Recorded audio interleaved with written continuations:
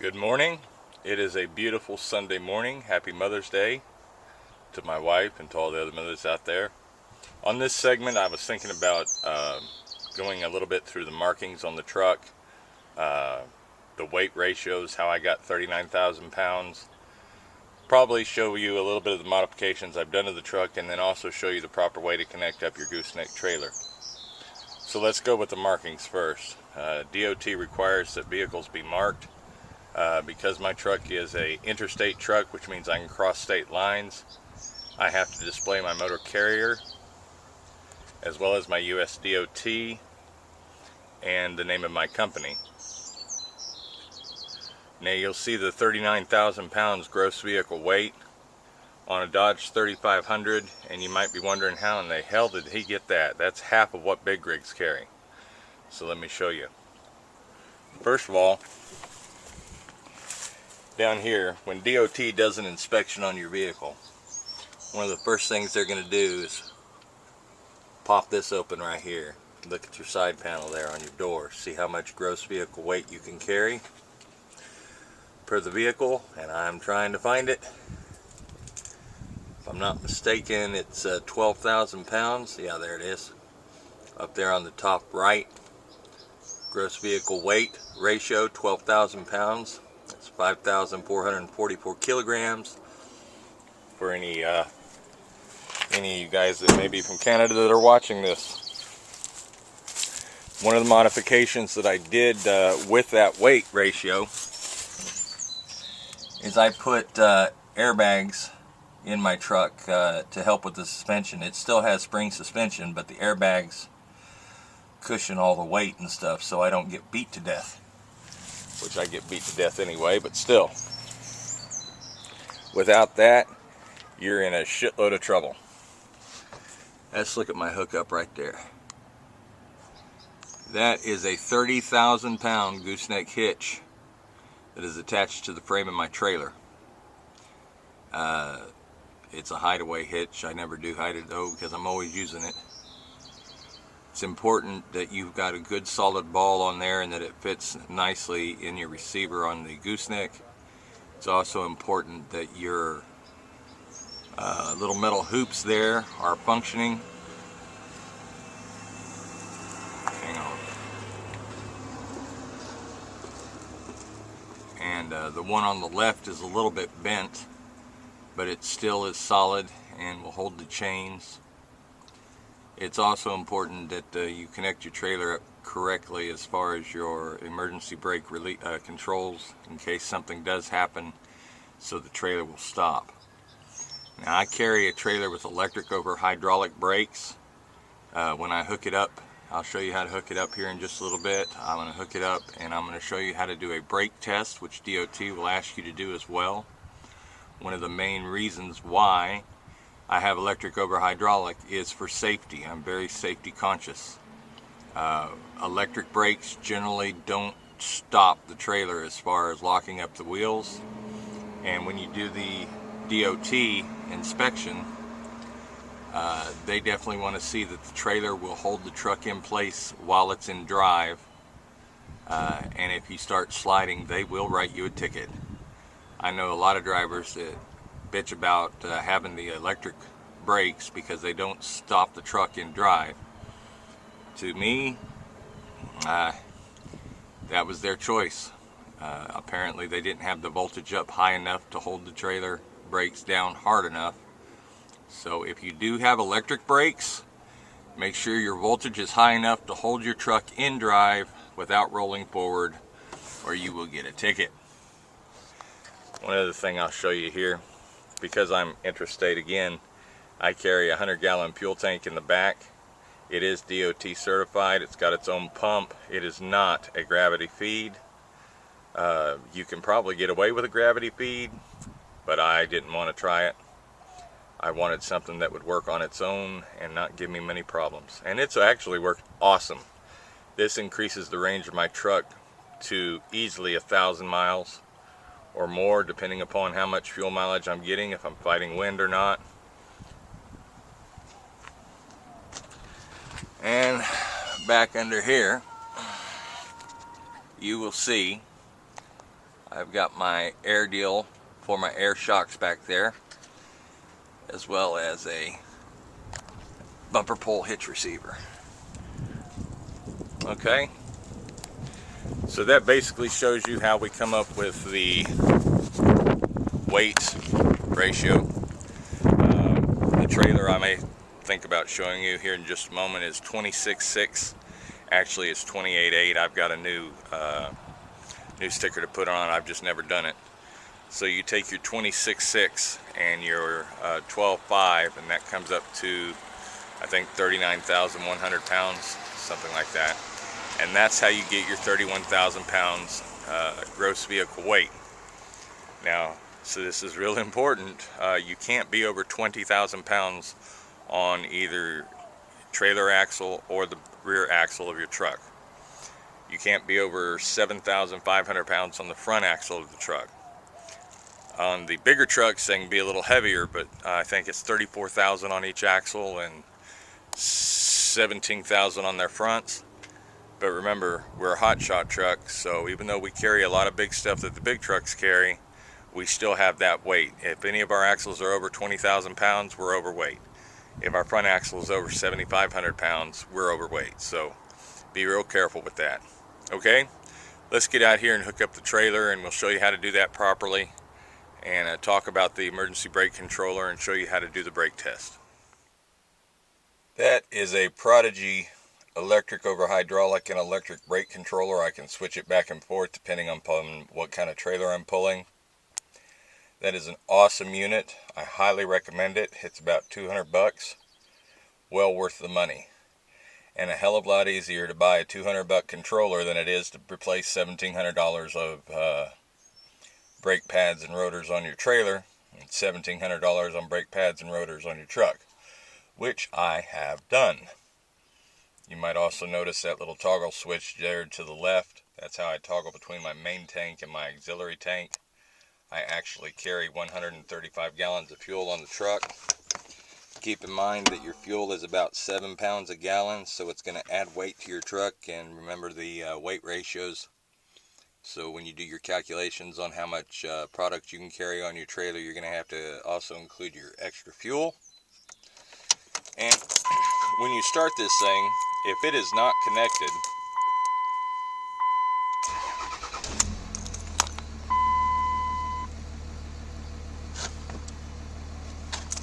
it should have,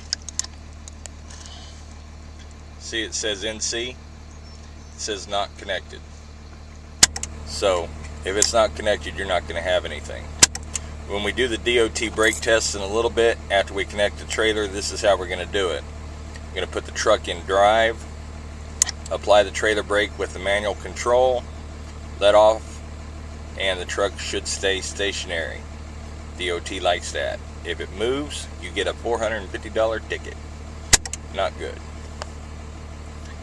Alright, I also wanted to make a couple of clarifications. Apparently when I was recording what I just did a little bit ago, I misquoted a few weights. The truck is 39,000 pounds, not 31,000 pounds. You'll have to forgive me, I'm trying to do this on the fly. I'm actually getting ready to run to New Mexico here in a few hours, and I just kind of wanted to put a video together for you guys.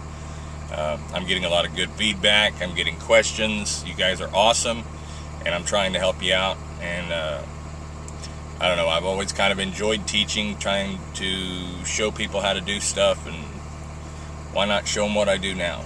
I used to be in other stuff, now I'm into this, so there you go. Alright, well, let's get out there and get the trailer connected, shall we? If you don't like coffee, you will after you get into this business. Coffee is a way of life. Don't forget to put on your seatbelt. Again, remember, you're a commercial driver, so anything that you do while on a commercial vehicle or off a commercial vehicle is going to affect you. It kind of sucks, but that's the way it is. So always wear your seatbelt, always think safety, and let's go out here and hook this up, shall we?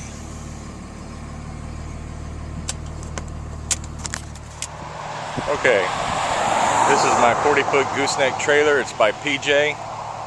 I chose PJ for the quality. Is a little bit more outstanding than the other trailers that I've seen and used. However, I'm sure that you can find a few other ones that are just as good and probably a little bit cheaper. This is 4,000 pounds of air conditioners that I've got on my trailer. We may get into some load securement and so on and so forth a little bit later. One of the things that I do before I hook up my trailer is I always come out and I walk around, look at the tires. If I've got a load on here, make sure that my straps are still secure, especially if I'm leaving it overnight. DOT, this is how they'll check your straps. If it bounces back, you're good. If it's flexible and doesn't bounce back, you're screwed.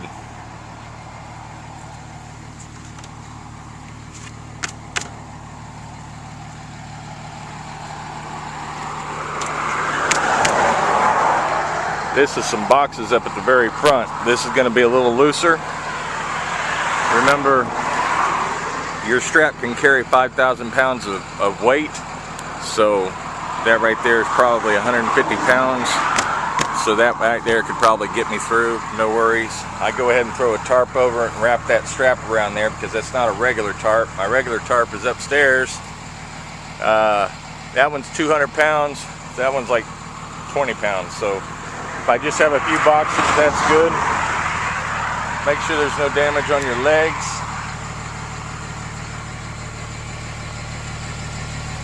That right there is a very important feature, especially if you're going to disconnect or have to leave your trailer somewhere. You definitely don't want to come back to find your trailer gone. That right there is your is your emergency brake release. We'll talk about that here in just a little bit. And just looking down this side down here, it looks good. Okay, so let's go ahead and hook up this thing.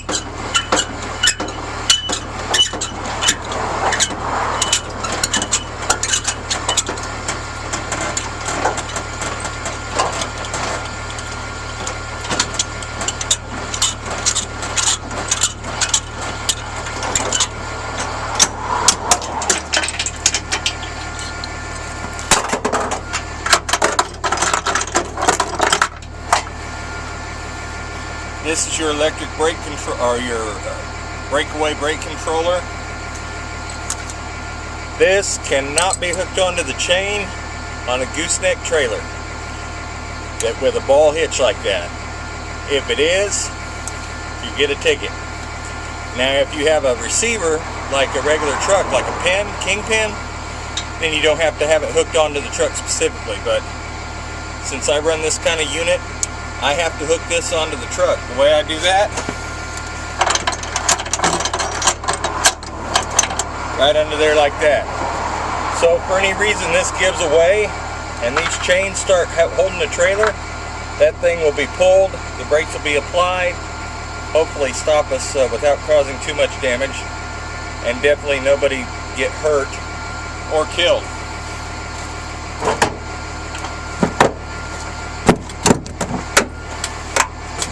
I do carry extra wood dunnage in case I need it. It does come in handy.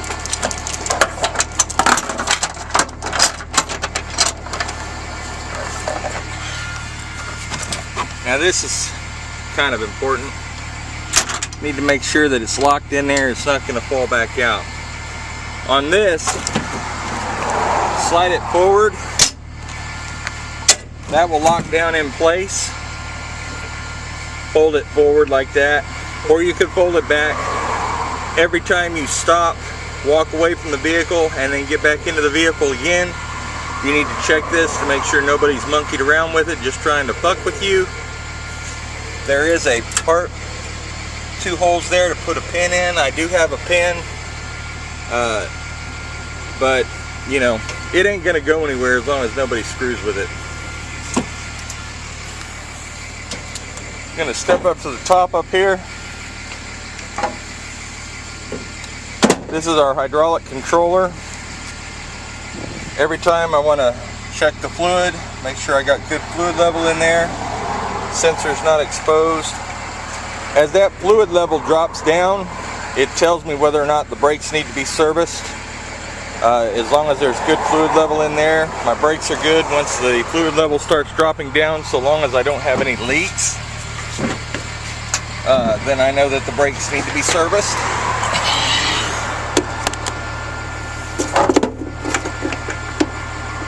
This locks your connector in place. If you're not paying attention and you just throw it in there and this thing isn't locked in place, it can come out.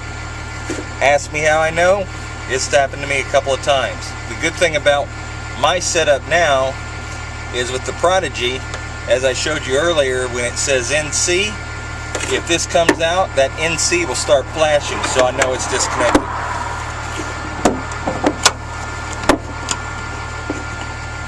Push in, push down with your thumb, make sure it's good and connected. You will see now my brake controller shows C for connected.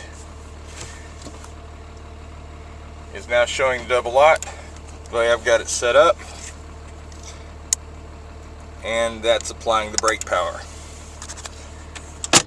Last thing I want to show you is the DOT brake check. What they're going to have you do: apply your brakes. If you have an automatic, put it in drive, and you see the truck will move. Okay. Then they will tell you to apply your brakes.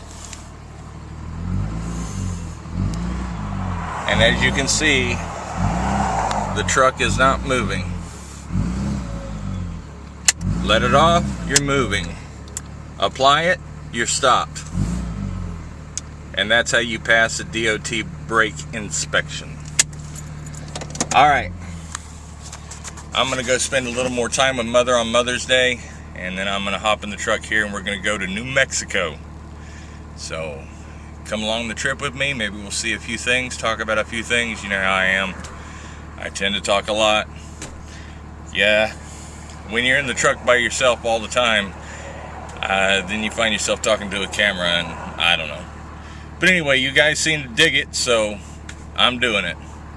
Again, happy Mother's Day out there to everybody, and we'll see you in a little bit when we're on our way to New Mexico.